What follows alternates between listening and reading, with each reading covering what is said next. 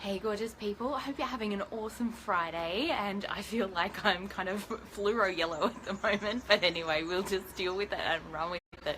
So today I'm really excited to speak about allowing life to get easier.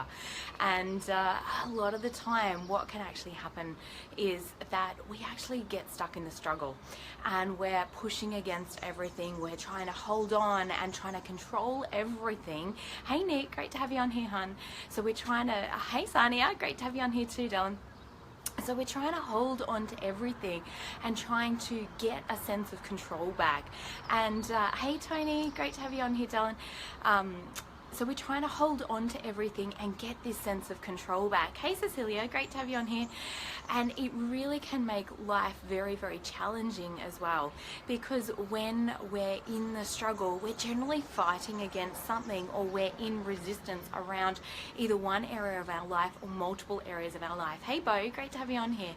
And it can be so, so challenging to live from this space, because we're literally living from a space of effort and struggle and push and gripping fear, basically. So how this can definitely impact the physical body as well. You'll be noticing a lot of tension in your body, so that can really, really impact our physical well-being, but also our digestive system. You may actually be getting like a lot of cramping, or just things are not flowing easily within your digestive system. So that's one other way of kind of checking in with where you're at. Hey Tracy, great to have you on here, Del. So when we've got this gripping fear, when we're struggling, when we're holding on too tightly because we're scared of losing control, then that really does impact allowing new opportunities, allowing new fresh energy to flow in and to really impact our lives in a really beautiful way. So we want to think of our energy just like water, because the harder that we actually try and grip onto things or anything in life, if we become too attached to something, then it's like trying to grip onto water. The harder we grip onto water, the more we lose, and the more fear that evokes generally, and then the more loss of control or personal feelings. Hey Sam, great to have you on here, hun. The more loss of personal control that we actually feel internally. Whereas when we come back to our flow state, when we actually start to tune in more and more to our heart, it's our ego mind that really wants to control things and really create some strong feelings around the way that things should be. So as we're raised from kids, from 0 to 7, and please guys, like if you've got any questions as well, please jump in, ask me anything, or if this is really resonating, love hearts always help to give me a really good indication that we're heading down the right path as well. So definitely with the ego mind from 0 to 7, we are constantly looking around at the world. We're trying to take in and learn the rules of who we need to be or how we need to be in the world in order to fit in and belong and to function really well. Thank you, Sam. Lots of love there, darling. And so the more that we're actually stuck within that ego mind, the less we actually tune into what we actually really need, and we start to get and live from that fear-based model of the ego mind, which is all about protection, and it's all about keeping us safe, and it doesn't really allow us to actually allow synchronistic opportunities and that beautiful flow of life energy to come in. So where this can really impact us is in pretty much every area of life, but particularly in relationships, and I see a lot of struggle around this as well, with that need to fit in, with that need to belong, the need for approval from others, and it's certainly been a big one for me. And then also, the contrast of that is speaking our truth, having the courage to stand up, and Brene Brown articulates this so beautifully in Braving the Wilderness. So if you've not read that book, I highly recommend definitely reading that book, because she talks a lot about true belonging. And Maya Angelou has this most beautiful statement around that. Hey Patrick, great to have you on here. Maya Angelou has this beautiful statement around that, which is we belong everywhere and we belong no place at all. And I really resonate with that, because I know when I'm fully connected with me, I can be in my truest nature, I can feel relaxed, peaceful and calm, feel connected with everyone and everything, and yet still be living my own truth. So I'm an individual as well as part of the all, and it's part of the divine dichotomy that can kind of go on here as well. So this sounds like it's resonating for you too, Trace, so that's fantastic. And great to have you on here, Patrick. Thanks for saying hi.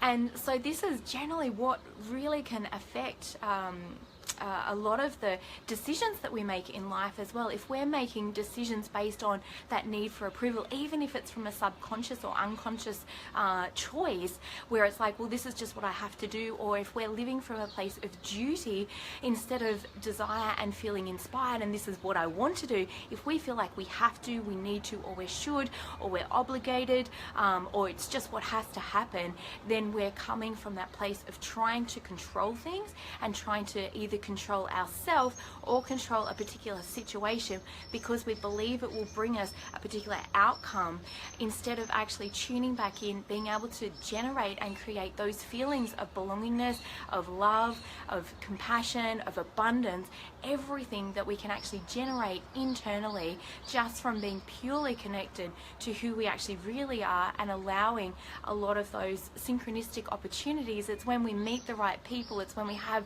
those amazing aligned conversations where it's like, oh my God, and the energy's like just exploding and life feels so great in that moment. And yet we also need the struggle, we need the contrast as well. So this can be a little bit confusing because without the contrast, without the polarity, we actually wouldn't know what joy is. Without the hot and cold contrast, without the cold, we don't know what hot is. So we need that polarity, we need that difference, and yet we want to acknowledge when we're actually in that and when we're struggling and efforting and coming back to the ego mind, because when we're actually doing that, we're much more awake, we're much more conscious of the choices that we're making every single day and letting things get easier and easier. And I think, as a society, particularly like if we look back over what society's actually moved through over the last 100 years, we've had lots of, hey Kate, great to have you on here. We've had lots of wars and lots of lack and fear and scarcity and authoritarian type of control and power, where it's been something external that we've, as a society, I think that we've bought into to some degree, that we are powerless and helpless because the powers that be have control over us. And so we try and get this external power and control back instead of actually tapping into our own authentic voice and actually listening to what is our own truth and being able to generate and create from that space. And so if we look at society and, some of the thoughts that have come through is, you have to work hard to deserve money. Deserving anything is actually just such a falsehood, and it comes from the ego mind of feeling like it's not enough. So in order to overcome being not enough, it's got to be something more. So then we need to be deserving of in order to actually have what we want. When we come from the heart space, we can really easily and more simply allow beautiful things to show up in our life so synchronistically. Hey Audrey, great to have you on here. So it does make a huge impact to how we're actually living our life and allowing that ease and that flow for things just to turn up. Hey Karen, great to have you on here. So that makes a massive, massive difference as well. So the more that we can really just let go of that external struggle and trying to control things from a place of fear and from a place of looking at why things are not working or trying to solve a problem, we actually need to literally pivot on the spot and ask ourselves, hey Beryl, great to have you on here, hon. I'm glad you got to catch me. It's one of those things. Yeah, absolutely, Patrick. I definitely agree with you as well. I loved that movie. I thought it was so good at articulating what actually does go on with the mind, with the different aspects of ourselves and the ways that that we allow our mind or the different personalities that can come up to control different areas of our life, or trying to control different areas of our life. And when we come back to that pure joy, that pure beingness, then it just allows all of that beauty, and we open ourselves to living in the present moment. Our heart is much more open and receptive, and we allow ourselves to receive much more from that space. Whereas if we're coming from a place of fear, we'll attract more fear circumstances. We're just like massive magnets. So whatever it is that we're resonating or we're radiating, whatever we're feeling at that time, we are co-creating and definitely attracting more and more of those experiences. And it's why one of the reasons why things, you know, if they're a struggle or we believe that they're a struggle, things get harder and harder and harder because we're in a downward spiral, as opposed to things getting easier and easier and easier, and we're allowing things to come to us more naturally and more easily. Therefore, that reinforces those positive beliefs where it's that upward cycle as well. Hey Ed, great to have you on here.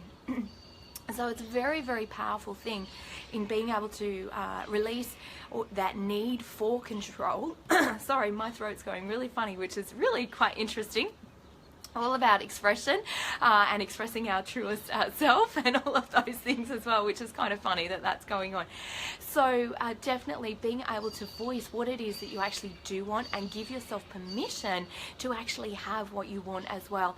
Release the need for approval or looking to others for actually having that need for approval as well. So when we're trying to look at ourselves through other people's eyes, it will always give us a distorted view of our own life or who we actually are, because we're trying to fit into a mold or conform in a way of trying to get a sense of belonging. And in that sense, we deny our truest self instead of actually coming back, connecting to our own personal truth as an individual, and then allowing ourselves to love and give from that space, which connects us to the all as well. So the more that we do that, the more we actually feel a sense of inner control, inner power, and it's authentic power. It's not power that we need over anybody else. It's not power that we're trying to get through money or external objects or people or circumstances. It's a unique inner power where you feel so comfortable, so calm, so peaceful, knowing that you are the creator of your reality, that you can literally attract whatever it is that you're wanting simply from the inner state that you're actually holding for yourself. This is where true healing occurs. This is where miracles happen in relationships. This is where synchronicity and opportunities just to flow so much easier. Hey Di, great to have you on here. Easier and easier than ever before, and life just gets better and better and better. So if you're feeling stuck in the struggle, ask yourself, where are you trying to control your circumstances? Where perhaps are you focusing on what you don't want as opposed to looking at what you do want instead? And it's a powerful pivoting question, because when we're stuck, sometimes we get so stuck on trying to solve the problem that we continue to look at the problem and we turn it inside out and back to front, instead of just releasing all of that, letting go of the struggle around that and asking yourself, what is it that I do want instead? And then being able to focus on that. If you were already there, if you'd already created that, if you'd already achieved that, what is the inner state that you'd actually hold? And allow yourself to move into that inner state by getting excited, by getting enthusiastic about moving towards that place or that future. And as you do that, then you'll be able to come from a true place of flow and alignment within yourself in order to be able to start to create that and take the actual external actions, which then allow you to actually manifest that and bring that into reality. So I hope that's been powerful for you, and it's been great that we've had lots of people tuning in. So if you missed the start of it, definitely go back and watch the start, and have an awesome rest of your Friday and a beautiful weekend as well. Bye for now.